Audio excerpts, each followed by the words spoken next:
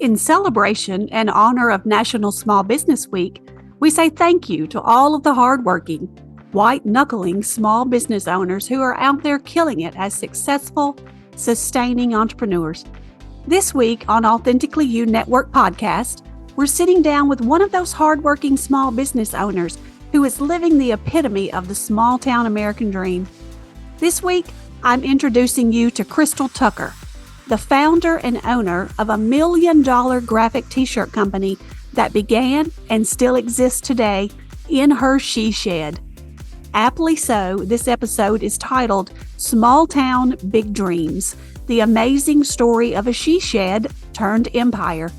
We're sitting down with Crystal to hear her story of making a major career change from nursing to graphic t-shirt designer, her thoughts on small town life and having the freedom to be at home with her children, her trusting God to make all things new and in His timing, her struggles in an uncertain economy and surviving the pandemic as a business owner, and then we'll top it off with the very unique story of how it all began with a Christmas gift from her husband. Once you hear Crystal's story, you'll be thinking of ways you can repurpose that old shed in your backyard too. I'm Malia Evans, your host of Authentically You Podcast, and I'm so glad you're here. I'll see you on the inside. Are you looking to start or grow a business in Northwest Tennessee? If so, the Mill Workspace Entrepreneur Center is the starting point for business in our region. They offer one-on-one counseling for startups and growing businesses as well. They also offer educational one-time workshops and multi-week business acceleration classes for all Northwest Tennessee residents. Whether you're thinking of starting a small retail business or you're looking to scale an e-commerce business nationwide, they are there to help. If you're ready to get started, you can schedule an appointment on their website at themillworkspace.com. Crystal, I am so excited that you're here. Yes, finally. We've been talking about this for a while. We've been talking about it forever. I'm so excited that you're here. You have an amazing story, and I cannot wait for our listeners and viewers to hear your story tonight about Tucked and Threaded and the birth of that and how that came from. I love the story. So let's just dive in. Okay, let's just dive in. Tell us the story behind Tucked and Threaded. Okay, well, as you know, I'm a nurse. I've been a nurse for, I guess, about 15 years now. But a few years into that, I was laying in bed one night. I used to take call. So I had a crazy schedule. We all had my whole family. And I just thought, okay, paycheck to paycheck. We got this much on my paycheck, it's gone. Like, I don't want to keep doing this forever. And I know that, I couldn't just quit my job then. So we kind of dabbled in network marketing. I don't really talk about that side of it a lot. I don't even know if you know that. Mm-hmm. But so we were actually pretty successful with it, like the company we were with, just because of the amazing people and connections. Like, I'm from a small town. My husband's from a small town. And we did so well with it. So I think that that's what gave me the confidence whenever I had an idea. I was like, why am I building someone else's business? I'll just build my own.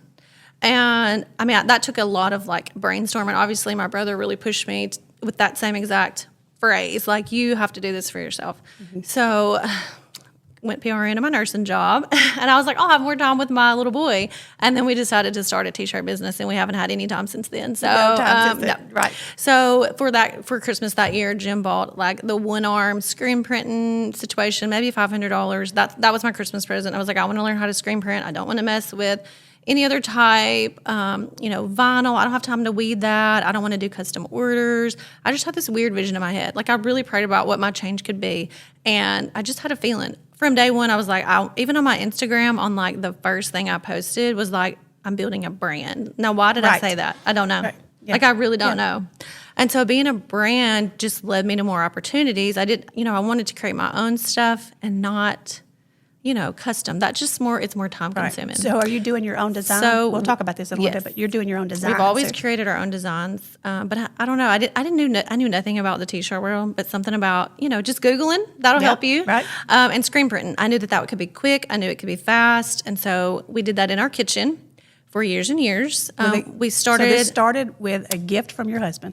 Immediately got started right at Christmas. We may have got it going that night, honestly. And we just taught ourselves from the videos on the internet.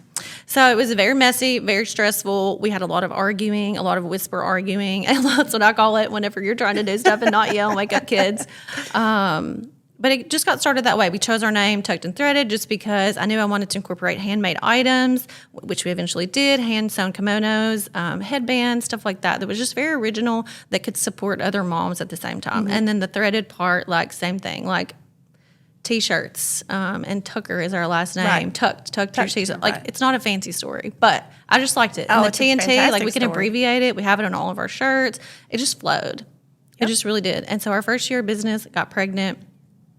So I had to continue my nursing job, obviously, about 3 or 4 days a week. But we sold about $5,000 that year. I mean, that was amazing for, we didn't know T-shirts, anything brand about new, in your ink dining and- room. Yeah. And so that just gave me confidence. I don't know. The people really boosted that. I mean, a skill, a talent, I don't really have any of that. You know what I mean? Like, Yeah. people. I think Yeah. that's my only talent. It's people? It's people.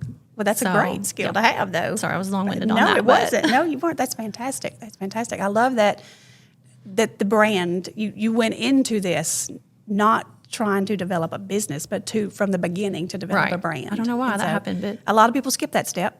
Yep. And they'll figure that out down the road. And that's what wonderful people like the girls that we had on another episode, Genesis Marketing, that's what they're for. That's Yes. what wonderful marketing companies are out there for, to Yes, for sure. help you figure that out. I know. Help you figure that brand out. So that's such a fun story. I love the whole gift. It was a gift from your husband thing. Oh, you it was know. very Does he interesting. remind you of that a lot? That it was...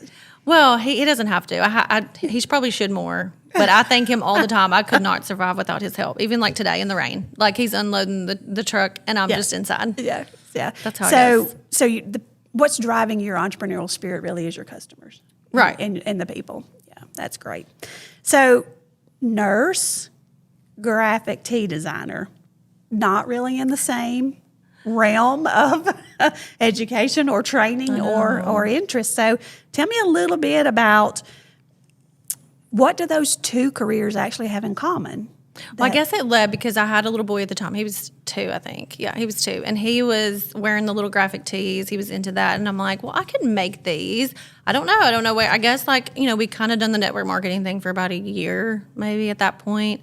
And so I guess my gears were just turning. Yeah. Like, once the bug bites Yeah. you, Right. you're done. How Your many, gears how turn. many probably creative businesses, creative industry businesses, sector businesses have started because somebody went to something and saw something and said, well, I could make that. You know? Right. I know. I'm not and buying that's how that. it I could goes. go home and make that. And I think in those moments, you just have to run with it. Yeah. And if you like, Jim was so supportive, obviously, never. Even now, I'm like, should I do this, blah, blah, blah, this event? He's like, yes, you should do it. It just takes people in your corner. And, like, the people, like, Bennett motivating me for time. Bennett motivating me with the T-shirts. Like, I'll make that and I'll have more time, which I don't have any of that. But I have my own time. I have freedom. Right. You have the choice That's of your what- time, yes, right? You yes. have the choice. So the most valuable lesson, I want to talk about the most valuable lesson that you've learned being a small business in a rural community that's predominantly an online business. I've learned a lot. In 8 years, like, I just cannot, I would have to have a longer podcast. But mainly it's just like how loyal people are and how loyal people can be and also how rude people can be at the same time. Yep. But if you just treat your people good, I mean, I tell Jim all the time, I'm like, I don't feel like we've branched out of like this 100-mile radius. And like, we have sold how many T-shirts because people are just, they love, I can T-shirts in connect with Arkansas, anyone. don't you? I mean, don't you have them Right. all over we the have, country? yes, we sell to boutiques as well. Yeah. So we'll talk about that just a little bit, about yes. how you went from the dining room to your backyard to the she shed. But I think that people definitely make me a softer person and more appreciative and more open. Yeah. And that in turn grows your business. Was it hard in the small community where you live, Greenfield? It's a beautiful town, a wonderful community. But we're all of us here in Northwest Tennessee, pretty much all of our communities in the Northwest Tennessee are rural. But the whole online space thing has been a challenge. Yes. In a lot of ways. It's been a challenge for existing boutiques, storefront boutiques, to compete with the online space. But it's been a challenge for the online entrepreneurs trying to break into that market and to get customers and in the communities to understand what you're doing. Yes. Really. Because so many of our wonderful people in our rural communities are not on Facebook. Right. Or they're not on, or as my mom would say, the Facebook. Yeah. Or they're not on Instagram. And so there's this customer base that you have to really dig for, I think, in the rural communities. You have to be scrappy. And I think that's the difference. Scrappy, when I that's a great term. Network I like that term. Yes. And network marketing was easy on Facebook in 2014. It was different. And then you had COVID and it all changed. But it was so easy to post something, make money. Right. It's not like that now. You have to fight for it. You have to do events. You have to mingle. You got to put yourself out there, and you have to serve people. That's what I tell Jim all the time. I serve people. Either my nursing job, with this, my family, my friends. I bend over backwards for my family. I bend over backwards for my people. That's just what I'm good at. I have no talent. I don't even. You keep saying but that, I didn't go but to you school do. for. I didn't go to school for business. I don't really have, I can barely write my name. Look at my handwriting. It's terrible. But I just love people, and I just love my life, and I'm so grateful. And because people want to buy a T-shirt, I get to be home with my kids. But that's what people are drawn to you for, though, I think. Right. And so many entrepreneurs could really do well to understand that and to hear you talk about people want your passion. People want to be around people who inspire them and who leave them feeling better from having been around them than they felt before they were around them. And I think that is your talent. That is your gift. In addition to your artistic ability and your wonderful graphic T-shirts. Well, somehow that has come together. I don't know how, but it does. I have people who help me. Thank goodness. People. But we all have people. We all have people. So let's talk about getting out of the dining room. Okay. You finally got big enough to get out of the dining room into the backyard. Yeah, we really expanded. You really expanded into the backyard. Let's talk about, I want the viewers and the listeners to hear this whole concept about the she shed. And I want them to understand, listeners, you need to understand that this graphic tee business we're talking about here that Crystal started on her dining room table, but is now sold over $1 million since its inception. Out of a she shed in the backyard. Let's talk about the she shed shopping adventure. Yes, you've been there. I've been there. A lot of people going again. Yes. Well, going from the kitchen and just being there inside, our children were smaller, so we had to all be together. And obviously, the shed was full of the man cave stuff. That's what it was. It was the man cave. All of Jim's stuff, ping pong table. It was the he cave. There was so much stuff in there. So we would have launches from my closet or my bedroom. We would have little pop-ups. It would just be one rack in my living room. People still showed up because I would just connect with them and say, hey, do you want to come? People always want to get out, So those worked out well. Looking back, I kind of cringe at those photos. My launch would be like one little onesie, but you grow. Every podcaster that I've been listening to, learning and being inspired by, 100% of them say, a year from now, go back and watch your first episode. Don't delete it. Yeah. Don't delete it. Do not delete it. Don't cringe at it. It will be ugly, and you will be thinking, what was I thinking? Oh my word, how embarrassing. But it's true though. It is. It's true. You learn from every you bit evolve. of it. I think some of our first photos, I threw the shirt in the snow. That's terrible. You don't do that. But I didn't delete the photos. But yes, moving from the kitchen was just I would have to print after Jim got home at 5 p.m. because I couldn't be in ink with 2 small children. Right. So we did everything that we could in the daytime. I had a lady helping me. And whenever he got home at 5, he cooked, he dealt with the kids, and I printed till midnight. And they weren't in school, so we could stay up until 12 or 1, which I feel bad. I did that to him. He had to get up at 5 or 6, but he just trucked on. I don't know. I would not let him cook bacon in the kitchen because then the shirts would smell like bacon. Yes. So Jim said it was a perk if your shirt smelled like bacon. You were special. But I just knew we had to get out of there. It was chaos. Yeah. Like my eye twitches when I see the photos of the boxes stacked and all the boutique boxes. And sometimes we'd mail like a baby doll to a boutique, and they would just laugh. And it's fine. Just throw it away. It's fine. So let me just interject right there so the listeners will understand. One of the reasons for needing to advance out of the house was that you had broken into the wholesale market. I think about a year after being in business and just putting our names out there, and I connected with somebody in Illinois. She was a flower shop. Social media definitely has power, and I'm very, very grateful, or I would not be here. But yes, we started branching out to boutiques, and our 731 apparel started a year after we were in business, and that's kind of what people caught on to, because you can relate to that. You connect with that. Yeah. That's your home, or that's where you went to college, or that's where you used to live.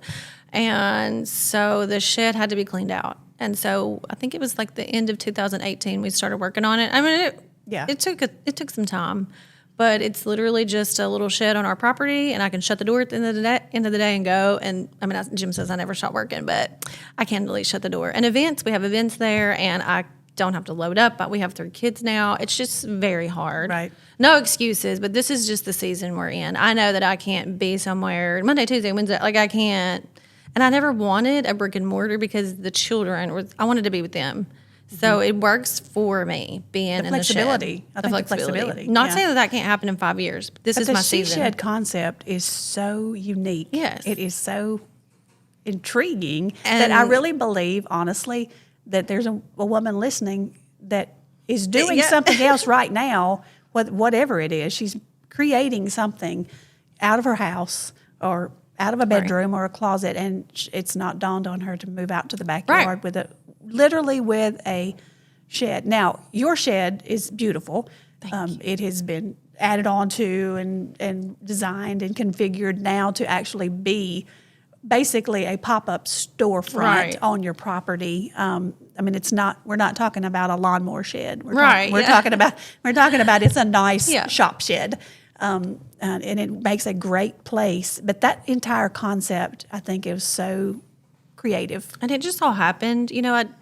That's how my business is kind of always going, like by the, just how the wind blows. But it has worked out. And I think people love coming there. We don't do it every day. We don't do it every weekend. It's just a sporadic thing. I think that's what's unique about it is keep it exciting. It makes it fun and exciting when you see posted that, it's a she shed event happening. I've not been a single time that when I pull over the hill of your driveway that I don't know where to park because there are so many people. Which I think is amazing. And your kids just running around in their diapers. That's what I want. And, the dogs barking. And I think when I came the last time, a customer had a goat there.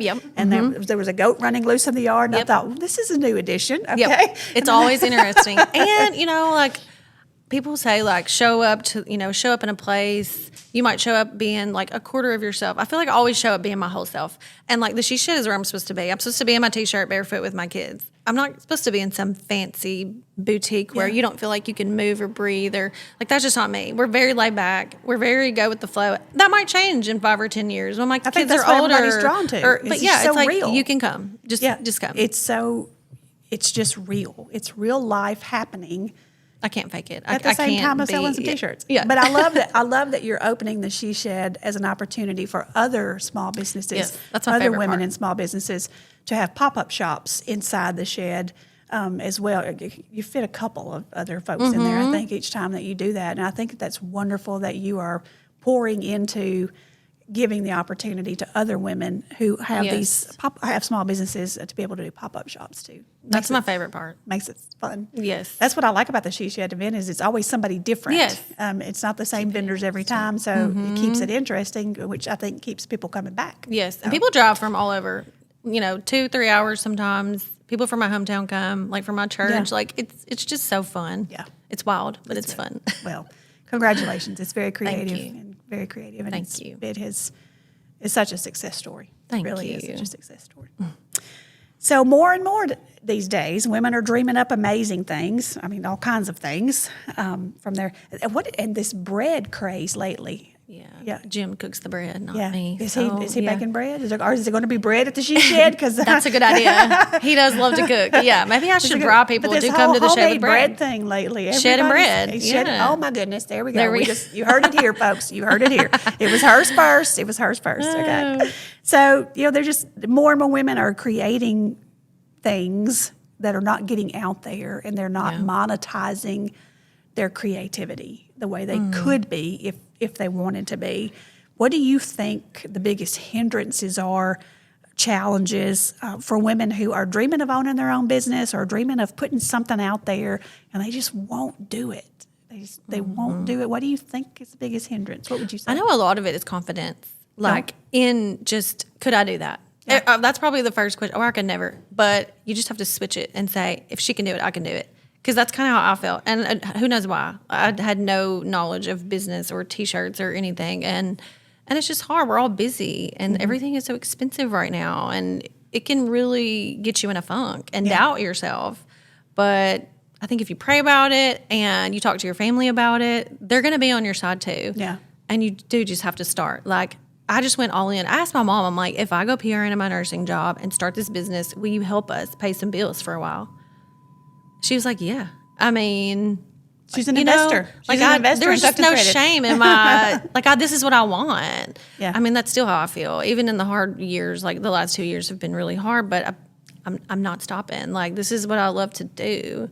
I still love my nursing job, but the days that the nursing job is coming, it's just like rearrange the kids. I got to do this. I got to change when I come in. It's just, from my season of life, it's not it.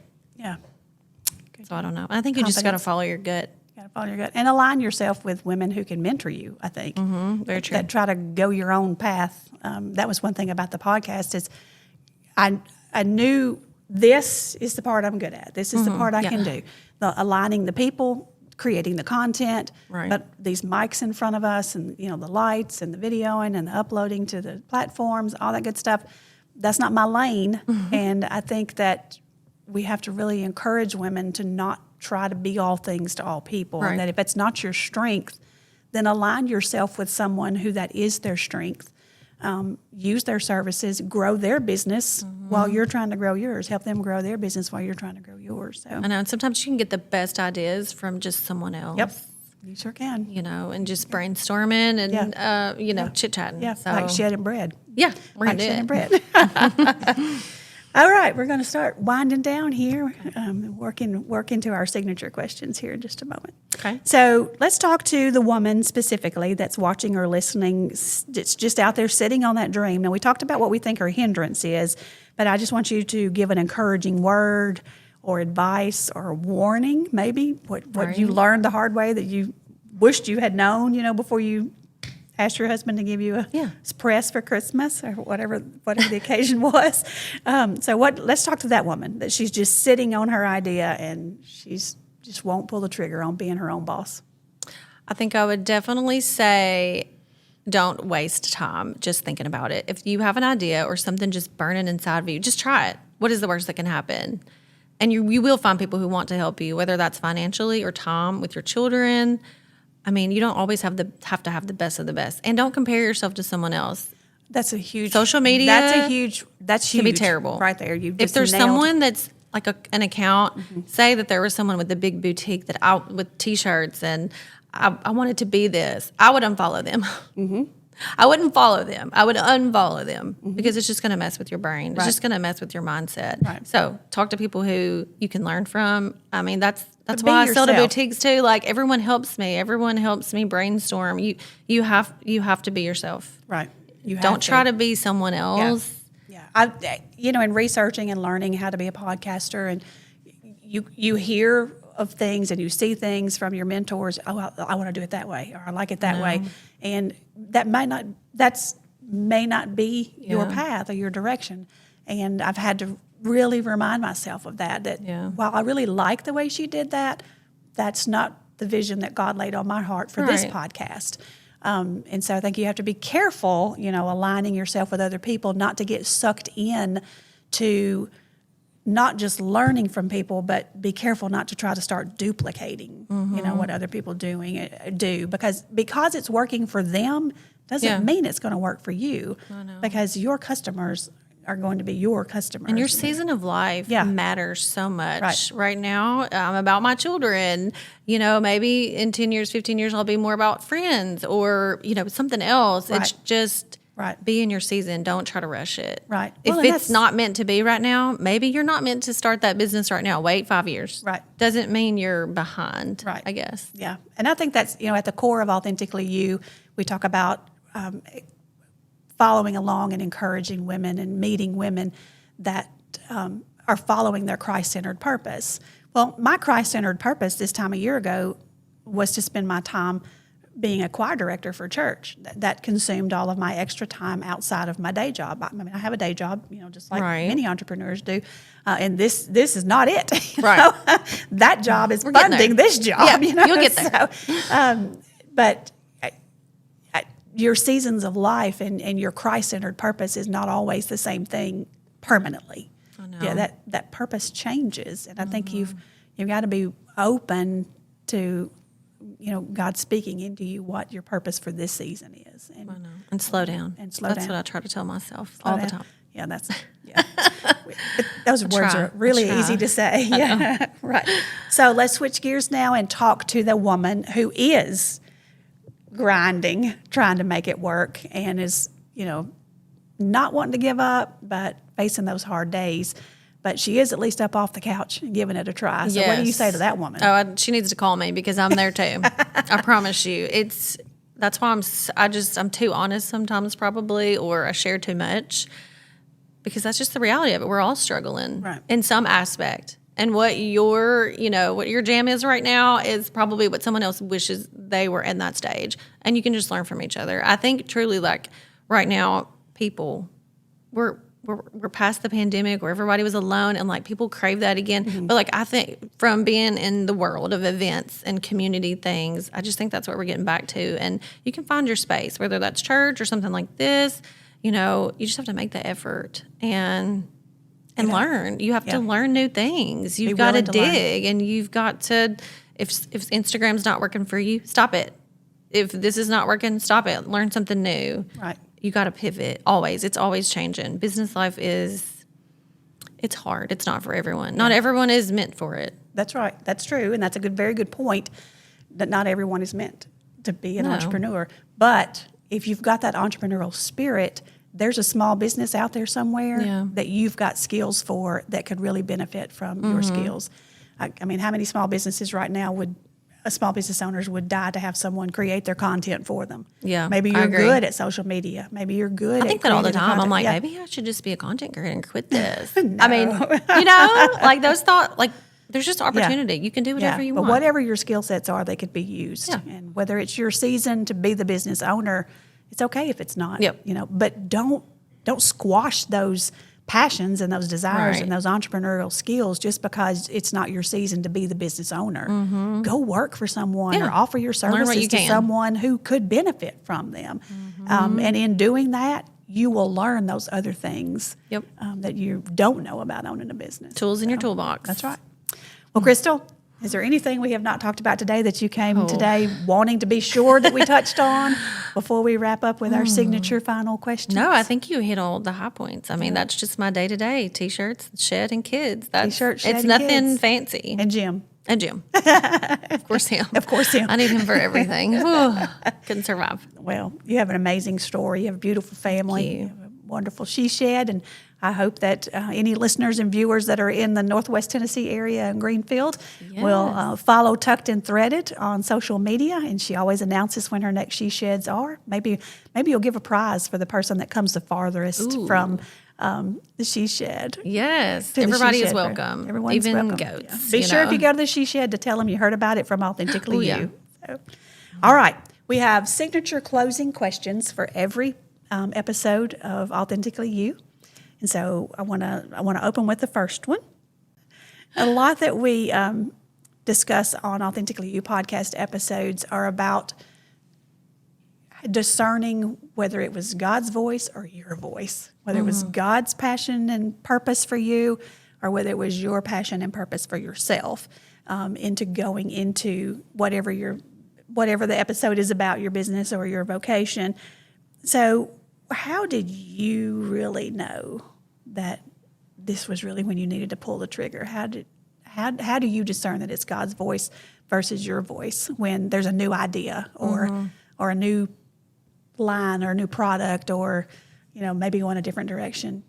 I tell Jim this sometimes. I'm like, if the idea comes to me, you do have to pray on it and think about it. You really can't just risk it all the time. Sometimes you can. But you'll know. I always tell him, I'm like, I feel like I'm putting a round peg in a square hole or whatever they say. Like, you'll just know. If it's not working, it's just not meant to be.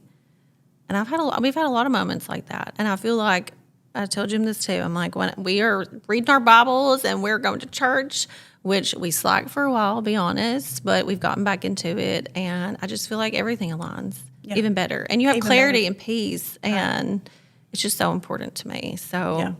You don't always have that peace, but but it's staying connected. Yes, like it's staying connected. You have to fight for it. Yeah, and you have to want, You have to want work at to it. hear what he says Yeah, too. yes, you have to be open. Yeah. And that's where I was for a long time, for many, many years.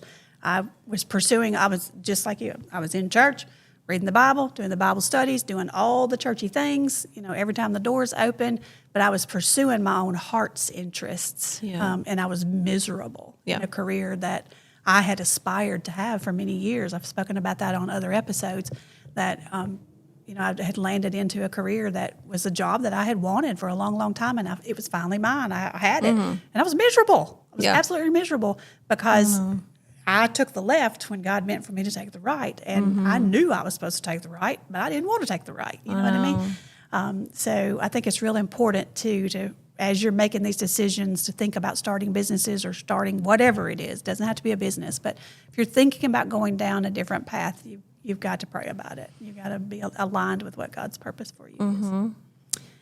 Last question. We always ask our guests to leave us with a scripture that means something to you or that you would just like to share with others. Well, it's funny, I'm smiling because what you're saying was what I chose. And it's Proverbs 16:3, commit to the Lord and all that you do, whatever you do, and he will establish your plans. And I love that. Perfect. Because there is no plan without God in it. Like, honestly, it won't align. It won't feel right. It won't align. You're not going to be happy. There's no better way to end this podcast than on that note. Yes. Crystal, I thank you so much for joining us today. Listeners, it's Tucked and Threaded in Greenfield, Tennessee, $1 million graphic t-shirt business out of a she shed now in the backyard. Your story is amazing. You're beautiful. And I thank you so much for investing in us today. Thank you. I'm honored to be here. Bye-bye.